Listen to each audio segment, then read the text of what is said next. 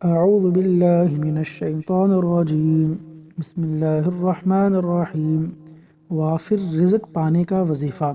حدیث میں ہے کہ رسول اکرم صلی اللہ علیہ وسلم نے فرمایا، یہ کلمات تمہارے لیے دنیا اور آخرت کی بھلائیاں اکٹھا کر دیں گے، اور وہ کلمات یہ ہیں: اللہم اغفر لی، اللہم اغفر لی وارحمنی واہدنی وعافنی وارزقنی واجبرنی وارفعنی وارزقنی واجبرنی وارفعنی۔ ترجمہ: اے اللہ مجھے بخش دے، مجھ پر رحم فرما، مجھے ہدایت دے، مجھے عافیت عطا کر، مجھے رزق دے، میرا نقصان پورا کر، میرے درجات بلند کر۔